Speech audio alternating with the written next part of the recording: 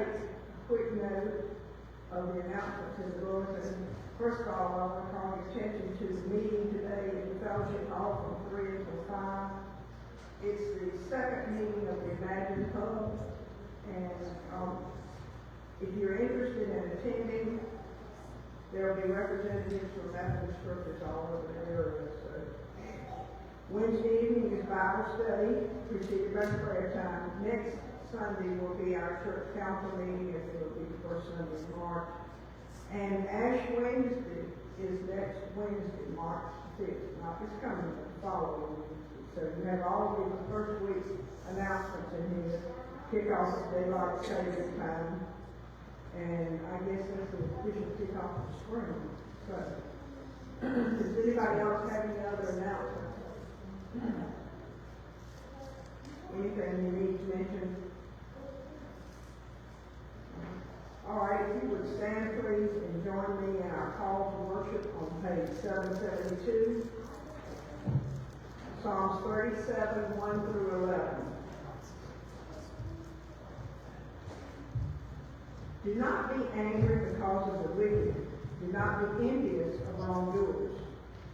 They will soon fade like the grass and wither like the green herb. Trust in the Lord and do good, so you will dwell in the land and enjoy security. Take delight in the Lord, who will give you the desires of your heart. Commit your way to the Lord. Trust in God, who will act, bringing forth your vindication as the night and your right as the noonday. Be still and wait patiently for the Lord. Do not be angry because of those who cross their way, because of those who carry out evil devices. Refrain from anger and forsake wrath. Do not be angry, it only leads to evil. For the wicked shall be cut off, but those who wait for the Lord shall possess the land. Yet a little while, and the wicked will be no more. Though you look at their place, they will not be there. But these shall possess the land, and delight in abundant prosperity. Thank you. If you remain standing, our hymn is page 147. All things bright and beautiful, which is our day today.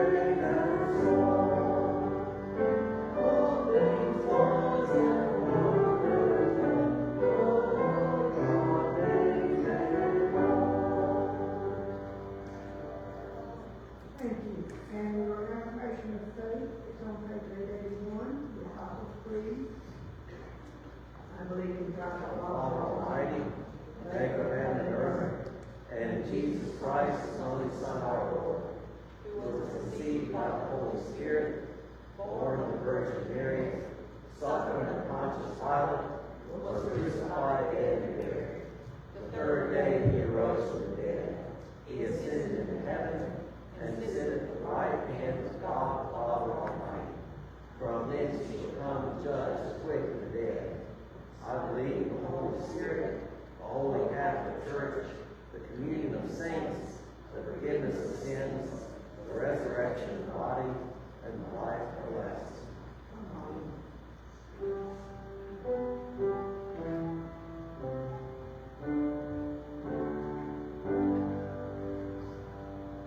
Glory be to the Father, and to the Son, and to the Holy Ghost, as it was in the beginning, is now, and ever shall be, world without end.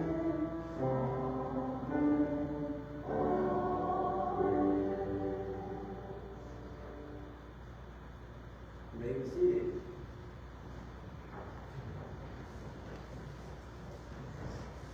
It's so good to see you this morning. It's a pleasure to be here with you in worship. What do we thank you for today?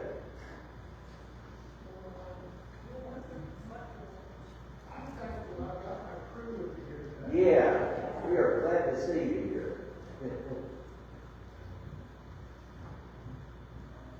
And for what else are we thankful? We're glad to see Kathy and Catherine and the children. Yeah. Back. I know that there is some sundry bugs that have come through the family.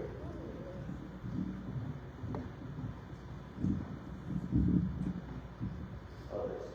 I'm thankful for Sunday school. Yeah. We have a good time at Sunday school. Thank you, Gary. I'll remind you of the prayer list of the bulletin that's inclusive of both churches. Take a look through that list, and of course, if we need to make a change to that, we need to add somebody or take somebody off the office, and needs to take care of that for you. Others in particular we need to remember. Gregory Davis. Avery Davis, thanks. Avery Davis. Yeah.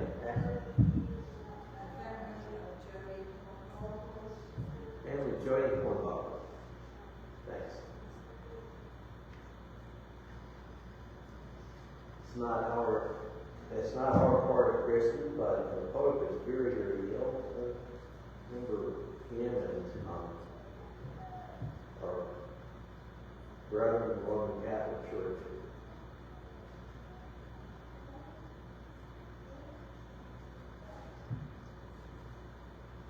Are there others?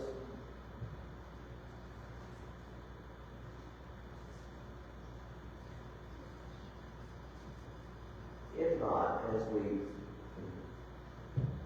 go to God in prayer, let's remember this. We tend to envision heaven all. We tend to think of heaven as being somewhere over there. We are here, heaven is somewhere over there, and it's like a repository for dead saints. That's really not right. We really should envision heaven as being all around us, and like earth and heaven overlapping, if you will. So that being the case, when we pray, we can envision that the throne of the Almighty is right here in front of us. And that when we bow in prayer this morning, that the entire company of heaven is right here with us, bowing in prayer. In that confidence, let us go before our prayer.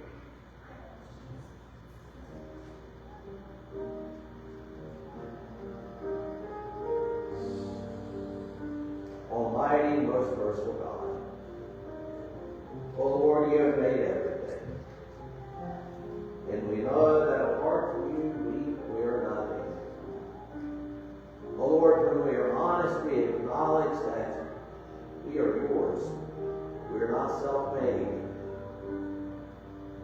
We acknowledge that we are unworthy to come before you in worship and in prayer. We are broken. We are but sinners in need of grace. And we rejoice, O Lord, that in you there is grace aplenty.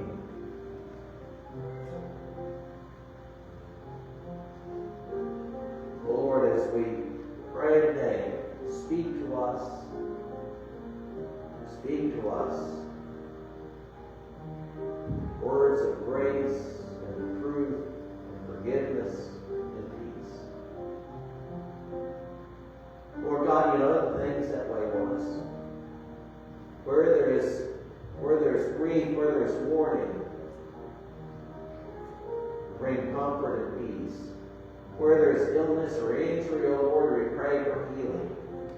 For you are the great physician. Lord God Almighty, kindle in us the fire of your love, so that we might take that same fire out into the community that needs you so much. And this we bring you in Jesus' name.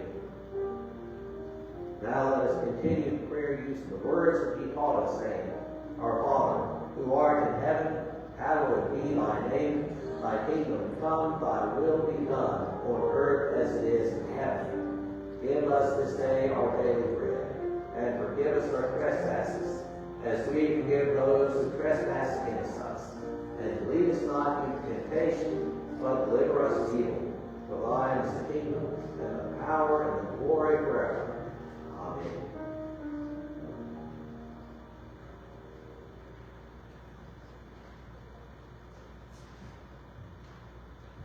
If our usher will come forward, please.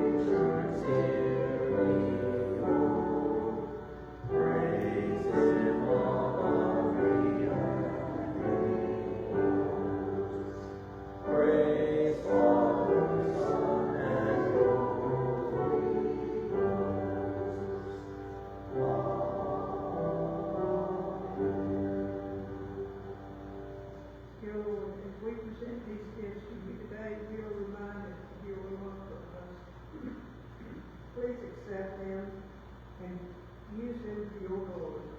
In your name we pray.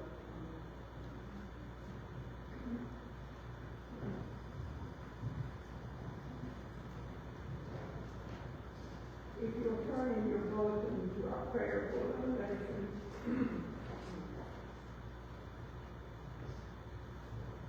and join me. Draw us close, Holy Spirit, as the scriptures are read and the words are proclaimed.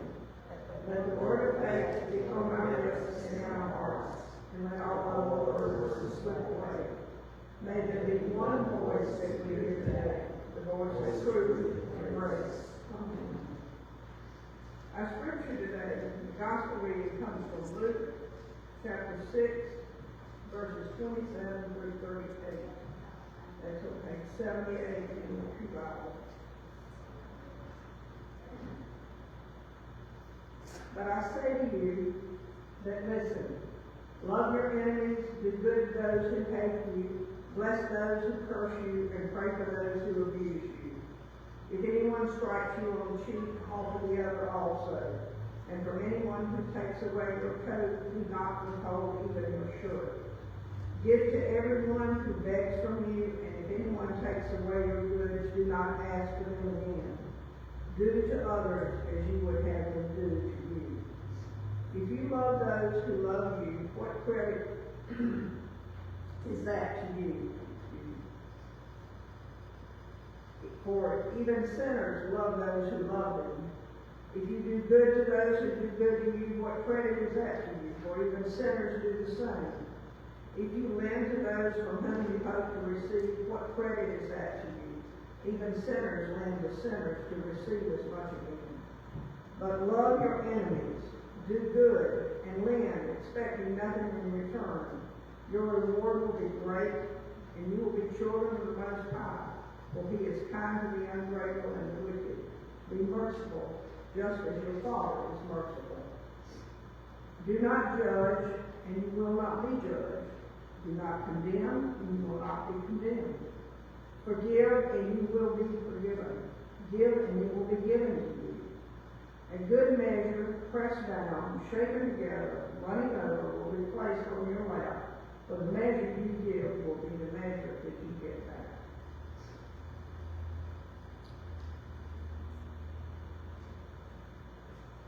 And our epistle reading is 1 Corinthians chapter 15, verses 35 through 38 and 42 through 50.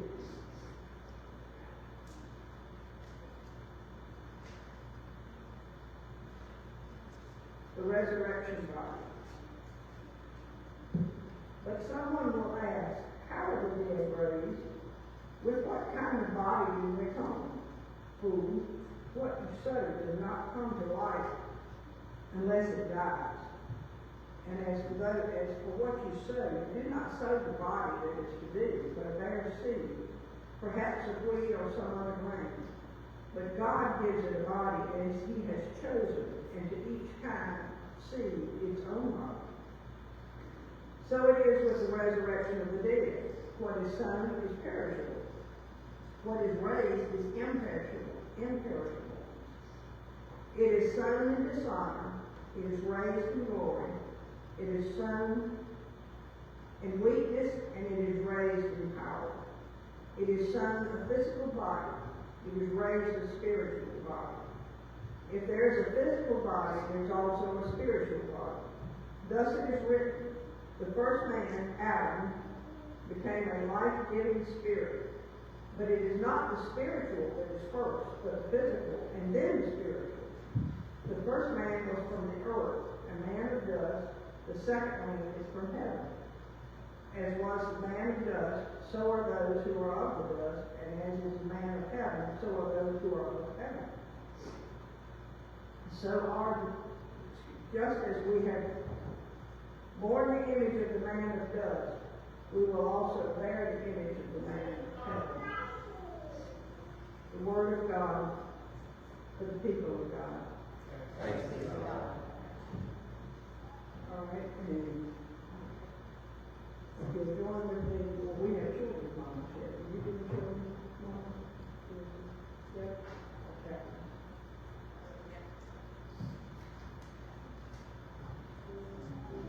Children, Mama. Thank you.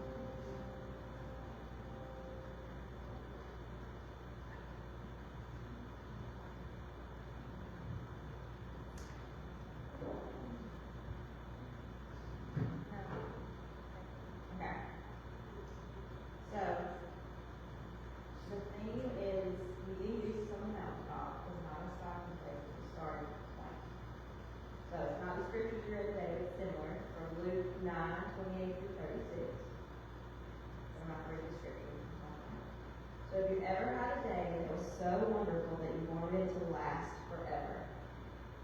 Yes, like what? Christmas. What? Christmas? You got your little best card? You got one?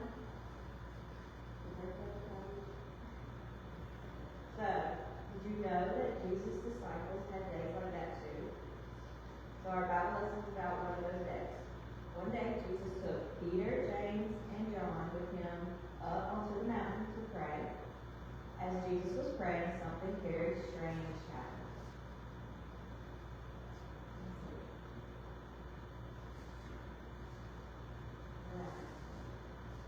Alright. Take a seat. The Bible says that the appearance of his face began to change, that his clothing, the appearance of his face began to change, and that his clothing became bright as a flash of lightning. It changed?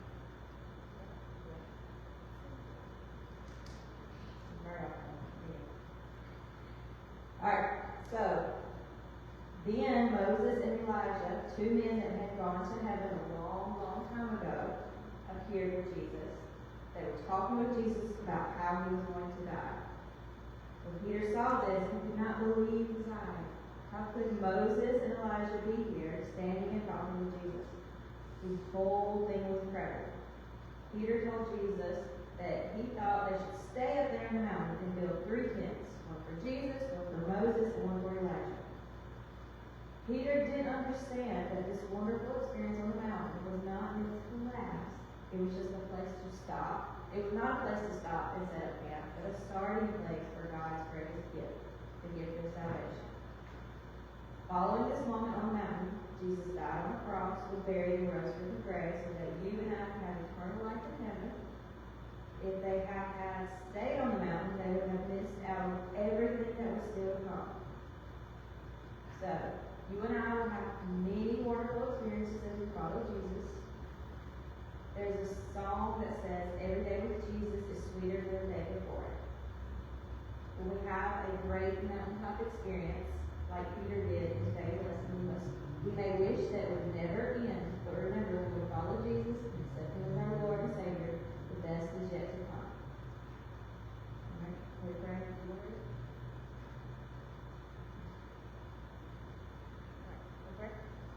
Heavenly Father, thank you for all of the wonderful experience you allowed us to live as we walk each day with Jesus. Help us to follow him wherever he leads us in the name of Jesus. Amen.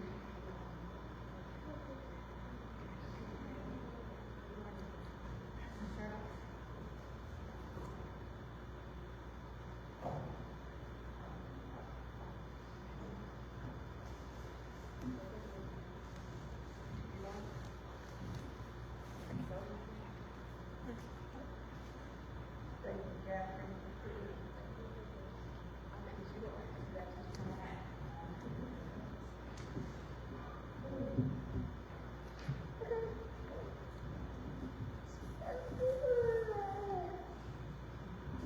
He's not sure they're playing. Thank you, Catherine. Now, if you would stand, please, and join us in hymn 662. Stand up and bless the Lord. Thank you.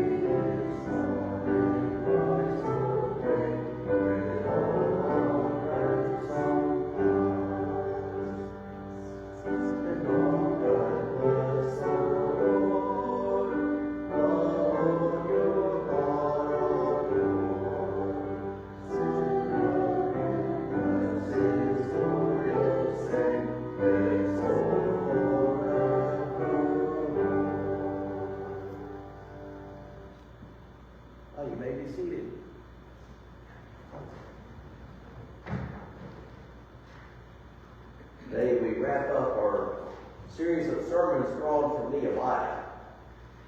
Just as a reminder, mentioned it before, that Ezra and Nehemiah were originally one book. Originally, way back, we should understand them as being one book. And we've been journeying through Nehemiah. To begin with, just about mid-January, Nehemiah chapter 1.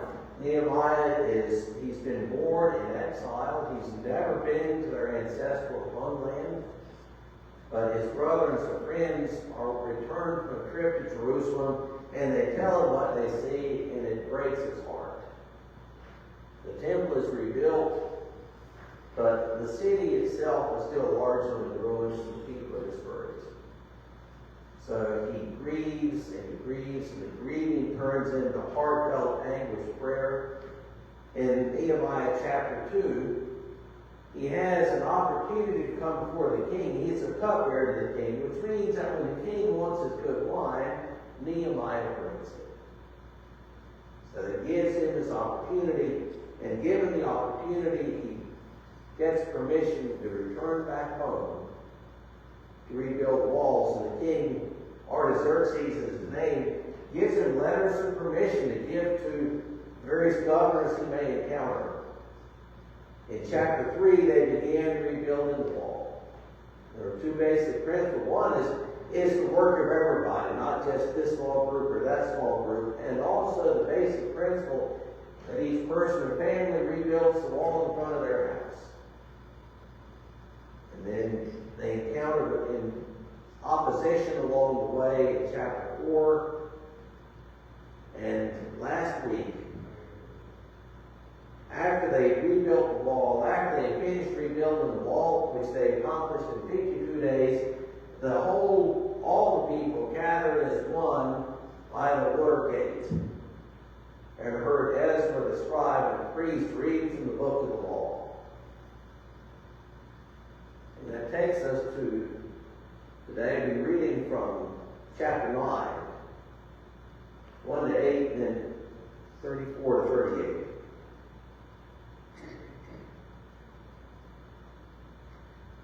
Now, on the 24th day of this month, the people of Israel were assembled with fasting and sackcloth and with earth on their heads.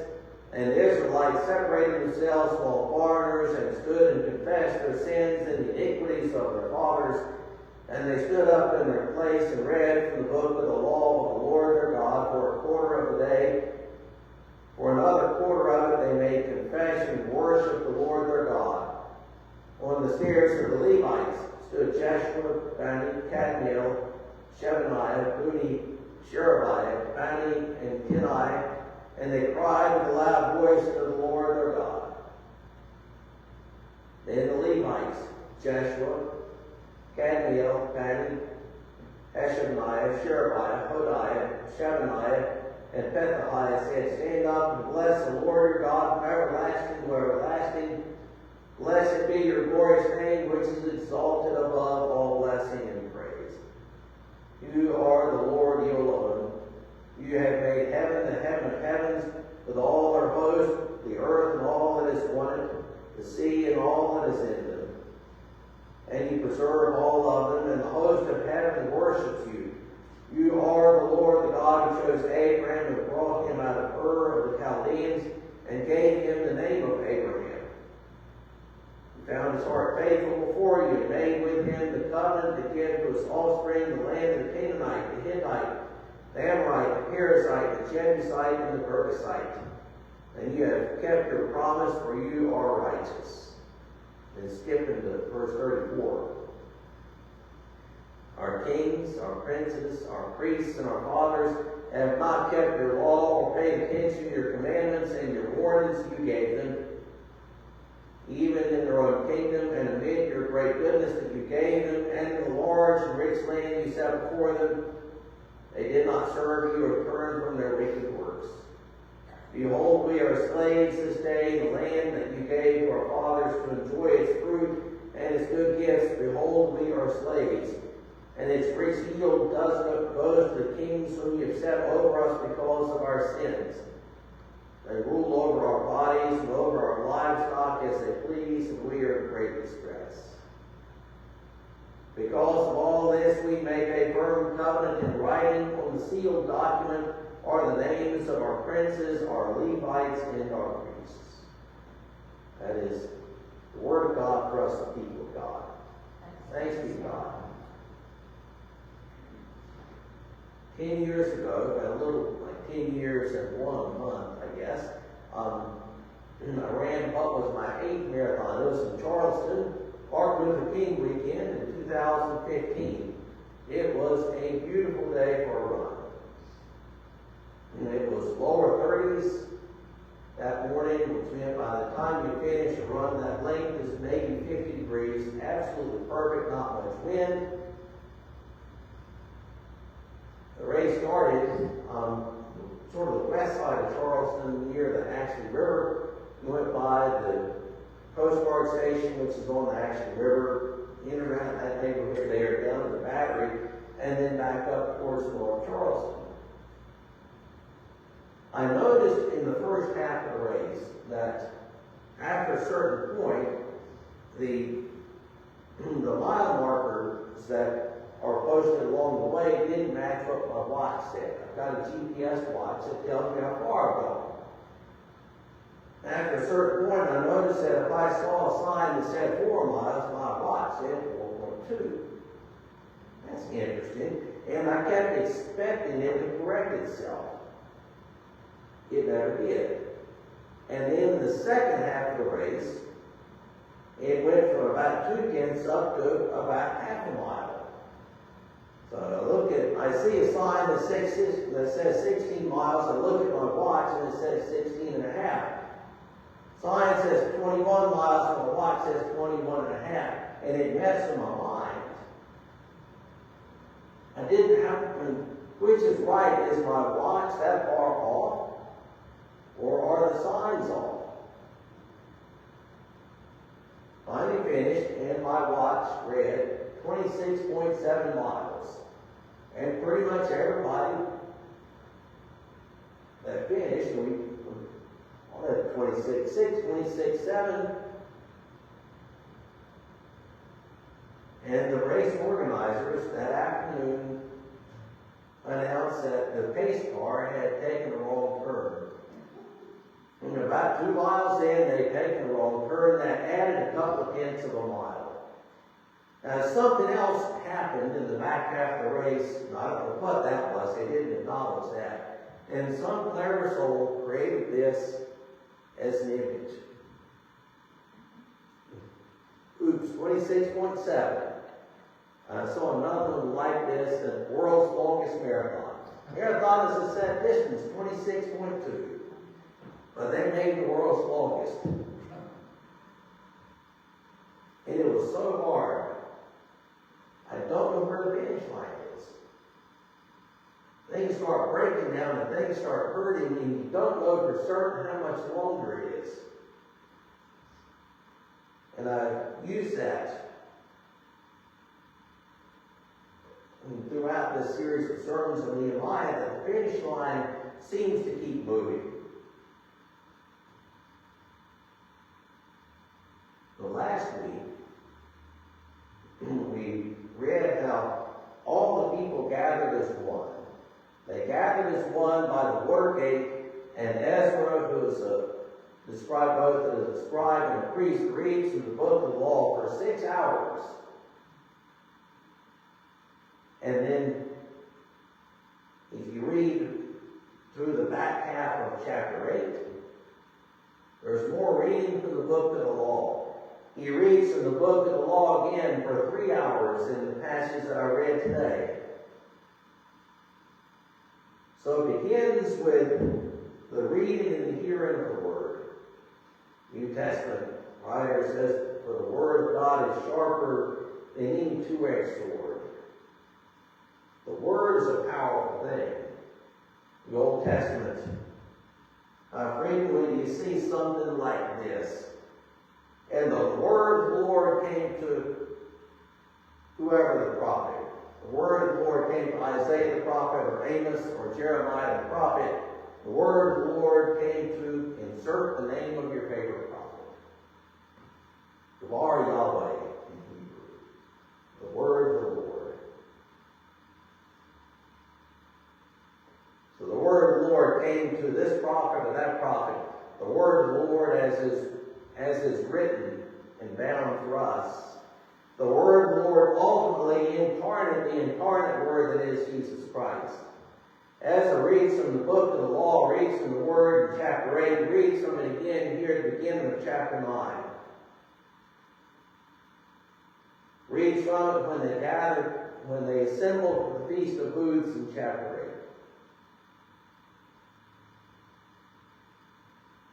8. In our passage today, he reads from the book of the law, reads from the word for 3 hours.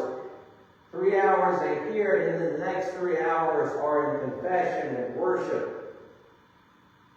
The word sinks in. It sinks in, and it sinks in, and it begins to stir. And that leads to confession and repentance. We see in here that they separated themselves in foreigners. I need to say right up front that has zero to do with U.S. immigration policy, nothing at all.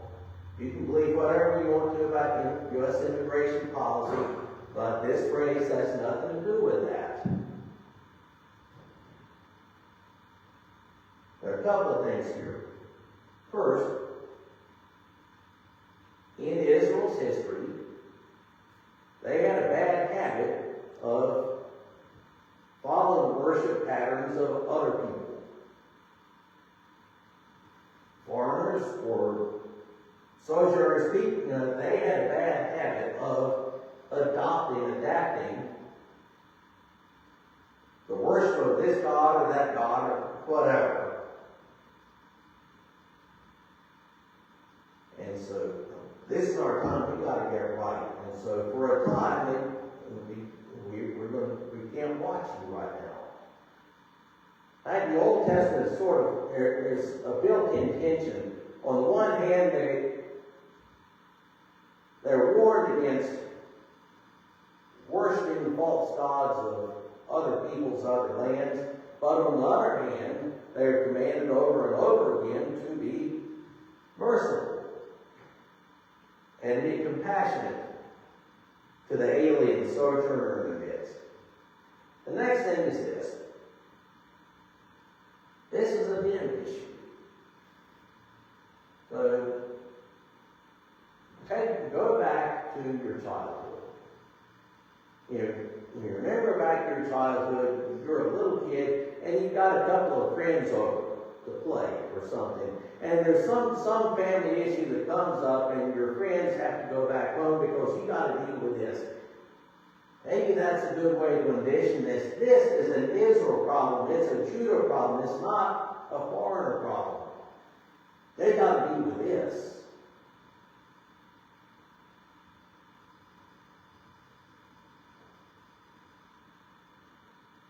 So the word sinks in, and it sinks in, and it leads them to confess and repent.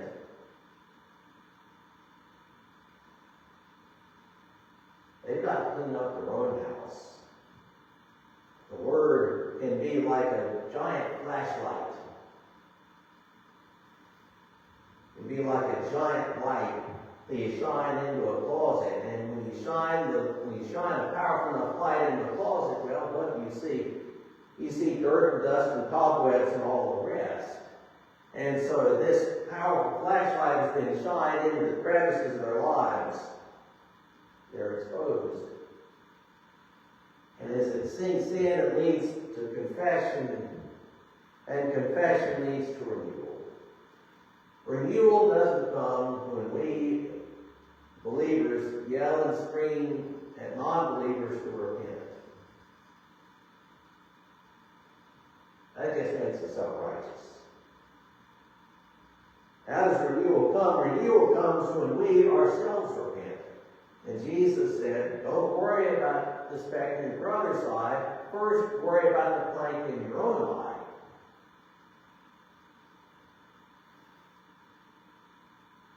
The word brings confession, and confession brings renewal. It always begins with confession. My own confession and repentance, your own confession and repentance. That's where it begins.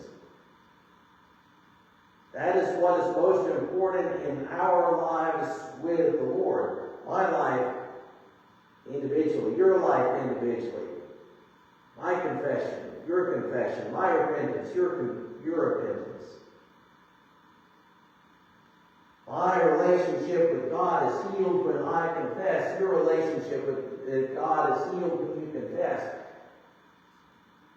You could envision our relationship with God almost like a highway. God highway. And that is our relationship with God. Now, you've got a mudslide, or flash flooding, or a hurricane. Western part of the state, there are road beds that are still closed. So you got a 4-lane road that because of a mudslide is now a 2-lane road.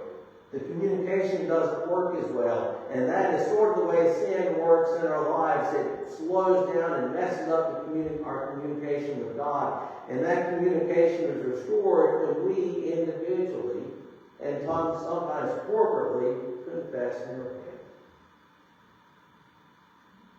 And from that comes renewal.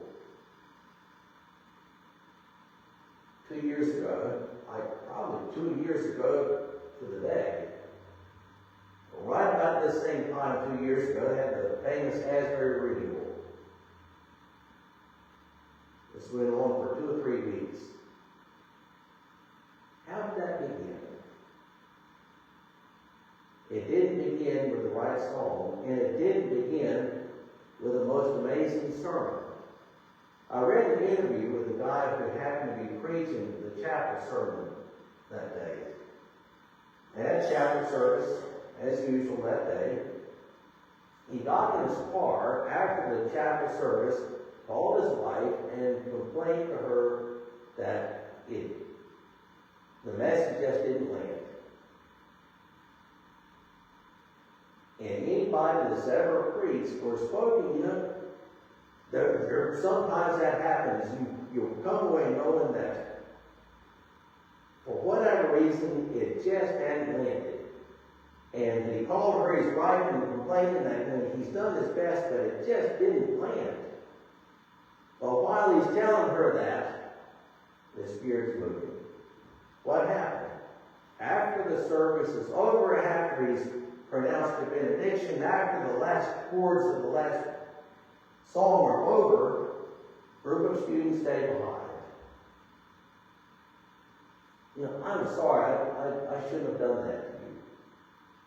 To which that person says, I forgive you. But I shouldn't have done this. And a group of students confessing to one another, and reconciliation, tears flow. More students come in, I've done this, I shouldn't have.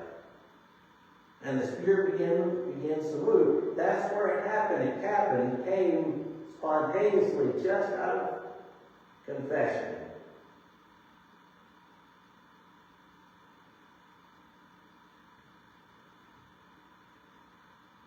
So Nehemiah leaves Persia. He's in the Persian Empire, the capital city. He leaves there, and what is his goal? His goal is to rebuild the wall. When he gets back, they begin rebuilding the wall. We didn't preach on this, but if you read on past 3 and 4 in chapter 5, he realizes that they, particularly the wealthiest among them, are mistreating the poor and not dealing with them compassionately and fairly. And he has to address that and reform that. And they finish the wall. They gather as one with their new walls built. They gather sort of to celebrate that. They gather by the water gate to hear the book of the law read. For 6 hours they hear it read. But is that the finish line?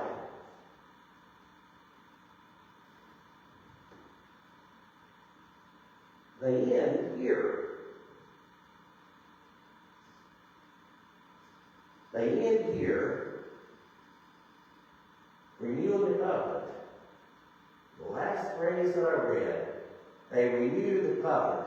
And the last chapter is a list of all of these strange, unpronounceable Hebrew names that sign the covenant, that sign it. It's like, to use a race analogy, it's like the finish line keeps moving. Here's our goal, we do it. And then there's this. And then there's this. And then there's this.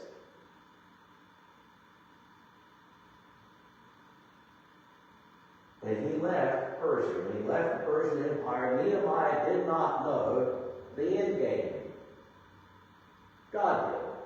Nehemiah knew, I'm going to go back and hopefully rebuild the wall.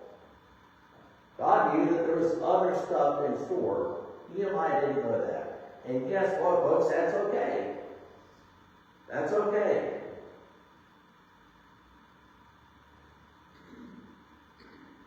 Beginning with, or imagine how back in, I guess, late November, and then since then, in a couple of different on occasions, some of y'all have taken part in the revision and brainstorming. And whatever we do probably won't be the end game. And that's okay. We don't need to know the end. We don't. We don't need to be able to state for certain, in 5 years, this is what we're going to be doing. I don't know. You don't know. There is a cliche that we don't need to know the future, we just need to know the one who holds the future. It is a cliche, but there's truth to it. And really, that's what faith is all about. Faith isn't knowing the future. Faith is simply walking in obedience. Whatever that obedience is.